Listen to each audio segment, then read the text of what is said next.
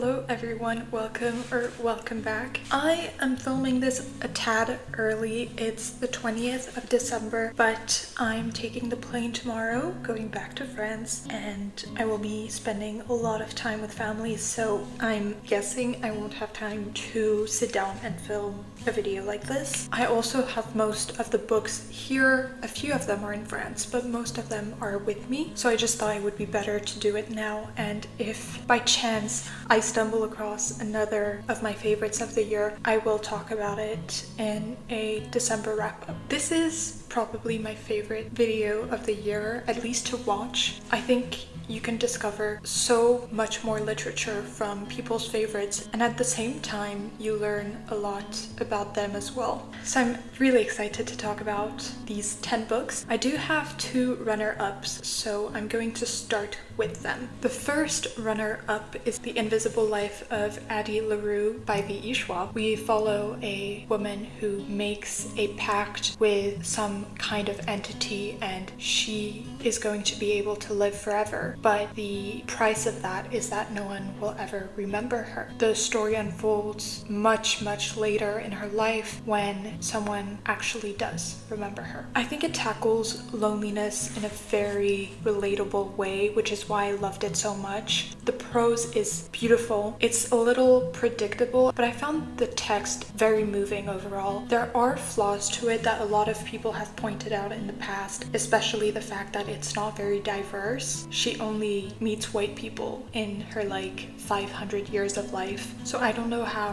realistic that is. I still really enjoyed it. I do not think about it as much as I thought I would, and it's why it's not in the top 10, but it was still important enough to get an honorable mention. The second honorable mention is Conversations with Friends by Sally Rooney. This has 2 reasons for why it's not in my top 10, and one of them is that I already had a Sally Rooney in the top 10. Not that it takes away from the fact that I loved both of these books, but I loved the other one more, which also happens to be the second reason why it's not in the top 10. It's an interesting exploration on the lives of 4 people and the binaries that come from them. We follow Frances, who performs poetry with her best friend Bobby, who is also her ex-girlfriend, and they meet this photographer called Melissa, and she introduces them to her husband called Nick, and Frances is going to have an affair with Nick. It's very complex within the relationships, and I think one of the main reasons that it's not my favorite for Sally Rooney is that we're only under the point of view of Frances, which makes Nick especially less likable, but there is great representation of endometriosis in this, which is one of the things that made me relate to Frances a lot.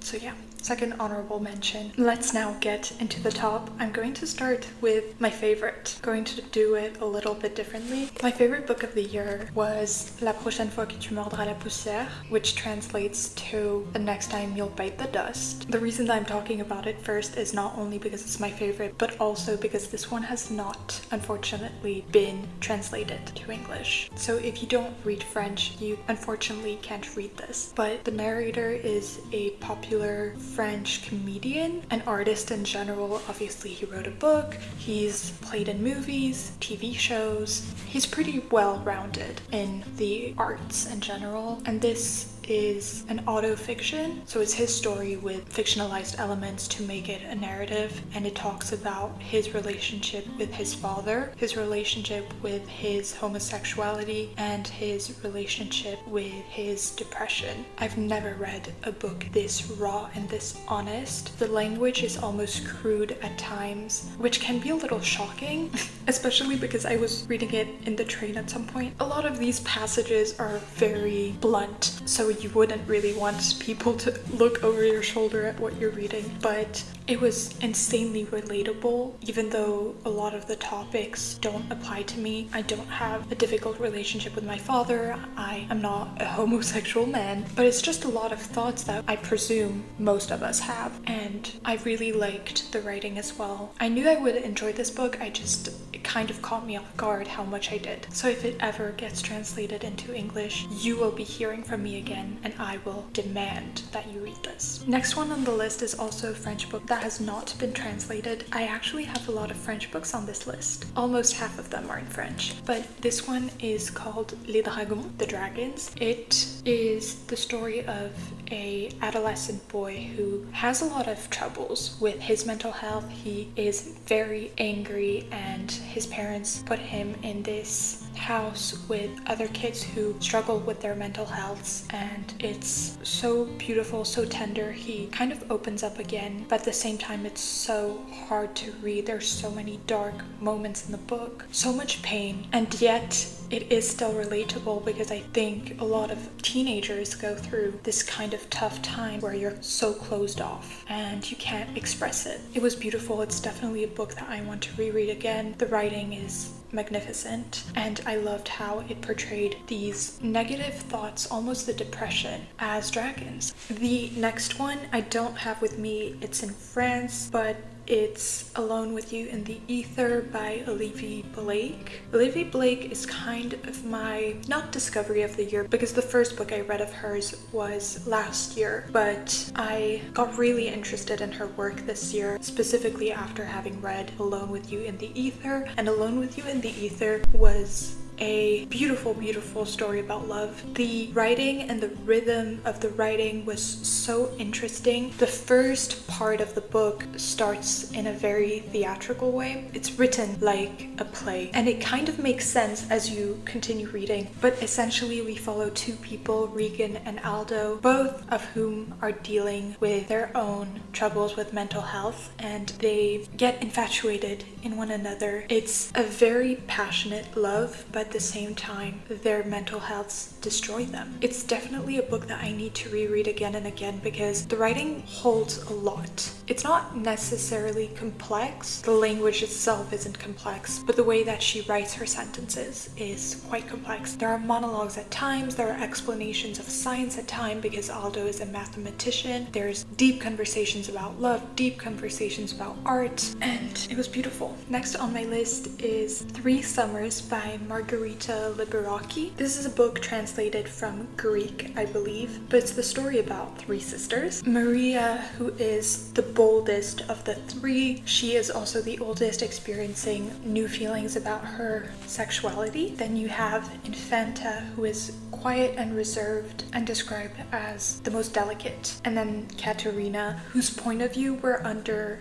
most, and she is very carefree, dreaming. She's off in her own world a lot. And one of the things that made me love this book so much was the descriptions of the setting, the nature that they're surrounded by. It was so well depicted that it was very much personified. It's almost its own character in the story. Many, many, many descriptions of the surroundings of the place that they're in, which is in Greece. And there's a lot of romance within the writing. The sisters are really interesting to follow. It's not one of those books where there's a million things going on. There's not. It's very mundane as far as the plot goes, but it was just so immersive and beautiful as a whole. Next one is a book that I read fairly recently, actually, and it is in a vlog. It's Bunny by Mona Awad. I don't have it with me because I gifted it to a friend, and before gifting it to her, I was rereading a lot of passages to annotate them a little bit, and I was surprised by the amount of foreshadowing of the story. But it's really interesting, dark academia kind of horror book. It follows a protagonist called Samantha, who is in a creative writing master's. She is in a cohort of only girls who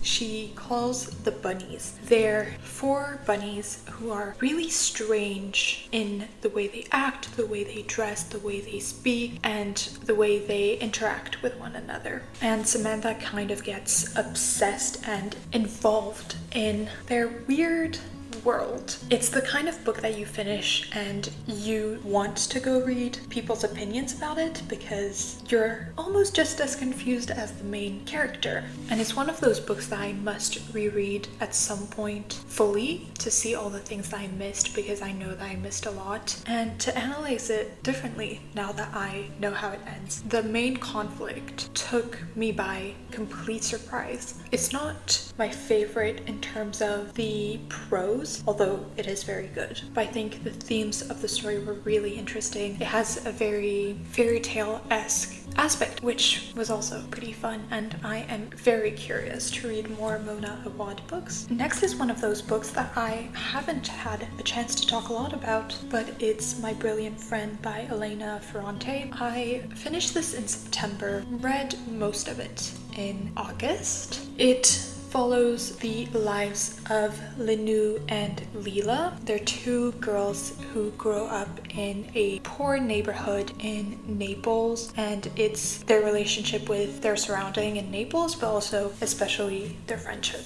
I knew this book was going to be good. It was voted the best book of the century by the New York Times, but I didn't expect the writing to be so beautiful. The way she writes is very long sentences that flow really, really well. It's extremely believable. It explores the state of being a woman perfectly, and the friendship between the two girls that is almost toxic at times. The complexity of that, especially from the fact that they grow up with each other, but their bond is extremely strong. They're very different but very similar. They're almost at two extremes in the way they act, especially when they're young. When Elena or Lanu is quite reserved. Other end, Leela, who is the complete opposite. She is loud. There is a lot of violence in this story from the neighborhood, but I just found it beautiful. I've thought about this book probably once every week since finishing it, which doesn't happen that often. I must continue reading the quartet. I've just been putting it off because it's not that it's not wintry, but I started it in the peak of summer and I kind of want to finish it in summer. So I probably will be rereading it next year before continuing and finishing it off. I think it's going to be so special because the quartet follows their entire lives. Another story about friendship I really loved this year is another autofiction. It's by Simone de Beauvoir.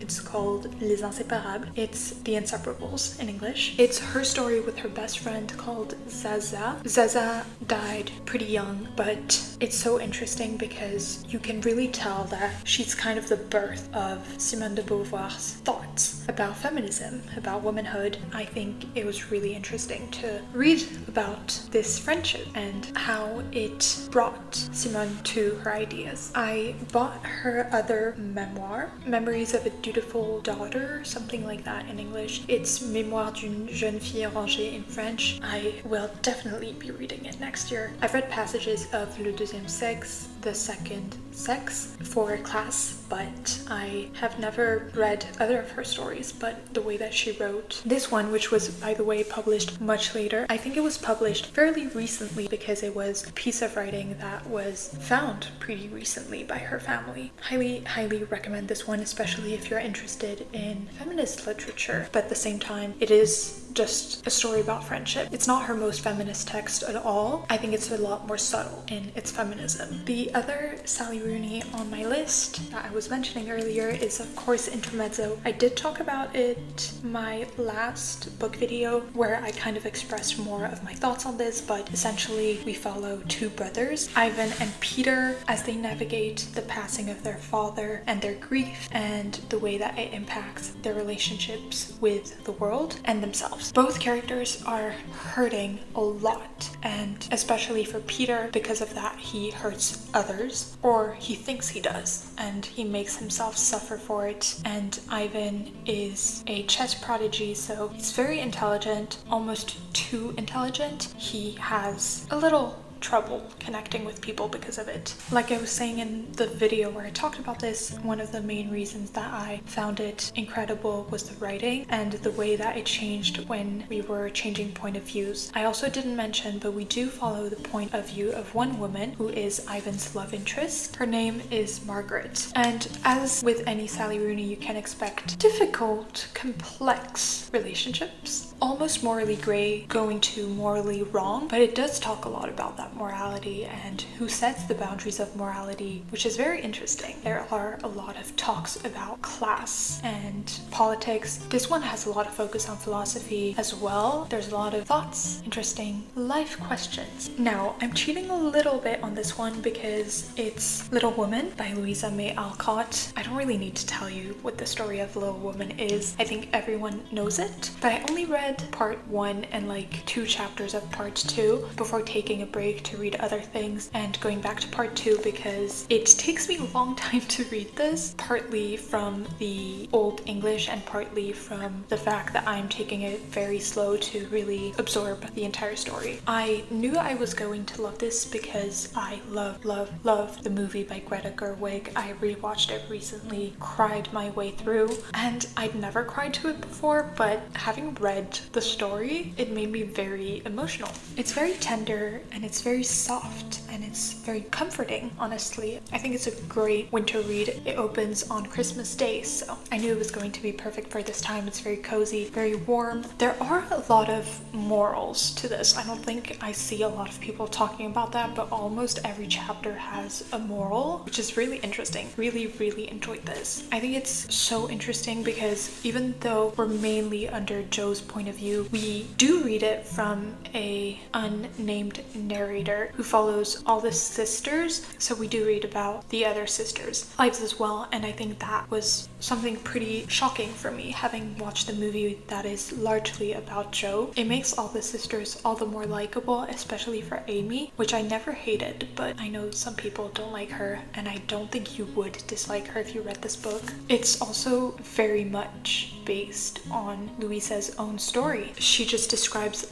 a life that she lived, essentially. Interestingly, the most fictionalized part of this story is Joe's relationship with one of the only boys who has a place in this story, Laurie. I really enjoyed part 1. Part 1 used to be its own book, and then part 2 was written later and then published later, which is also why I'm counting it, but I'm probably going to consider the whole thing a masterpiece. It is a classic for a reason, and I'm very excited to read the rest, Little Woman. And I think we have got to the last book on this list. So the book that I finished today, it's En attendant Bojangles, Waiting for Bojangles by Olivier Bourdeau. This is a story that you will never ever come across again. I have a lot to say about this because I just read it and I was blown away by this short story. It's very short, but it packs so much. And I think that's something that French authors do pretty well in general. French books do tend to be shorter than English books, but that does not make it less complex at all. And I don't know if it's from our language itself and the fact that we have less words than in English, or if it's just from the way that French people enjoy storytelling. Either way, that's an interesting observation. Apart from classics, which did tend to be fairly long, but books that have been published more recently have been shorter. I had heard about this book before because there is a movie adaptation with 2 very popular French-speaking actors. One of them is Virginie Fira, who plays the woman, and the other is Romain Duris, who plays the man. Both of the actors I really love, so I had an interest in it, but then I really completely forgot about it, and I did not know what the story was about. But essentially, we follow this family of 3. It's mostly under the point of view of the boy, and it's about his parents with a specific look on the mother and her insanity in the most literal sense possible. It's completely crazy in terms of what happens in the family and the way they live, but at the same time it just focuses a lot on the love of these people, the love they have for one another, especially the parent, especially the dad for the mom. It has a very interesting dichotomy between the extravagance, eccentricity of their lives and also the neglect of the child. Not in the fact that they don't take care of him, but in the fact fact that they don't pay attention to his well-being as a child, if that makes sense. But at the same time, it's so interesting because of the way that they love this kid and they want to protect him, but they don't know how because the parents are just so wrapped up in their own worlds. There's a lot of like really, really crazy little anecdotes, little things that they do in their lives that really portray the insanity of the mom, but at the same time the dad goes with it completely because he's so in love with her. And I think what makes it so brilliant, following it from the boy's point of view, is the fact that he's super wise for his own age because of the way that his parents act, but also the way that he's a child, the way that he believes what he sees, a way that an adult wouldn't. Looking forward to watching the movie. I am keeping it for the plane because if there's something about planes is that they make me cry. I think there is something to do with like the altitude and the way that it heightens your emotions. I'm pretty sure scientifically that might be a thing. And so I'm waiting to watch it in the plane because I want to cry when I watch the movie and I think it will make me cry. And I'm not going to watch it today, so I'll just wait tomorrow. But I already want to reread it. I actually have a very long list of books that I want to read next year, authors that I want to discover. I will make a new video about it, so look forward to that. I'm pretty sure, I think I have 25 books from 25 different authors to talk about for obviously the year 2025. Do let me know what your favorite books of the year were. Maybe a top 5, all of them if you want to. Yeah, I hope you enjoyed this video. Looking forward to seeing you in the new year, because next time I'm seeing you, it will be in 2025. But yeah, bye.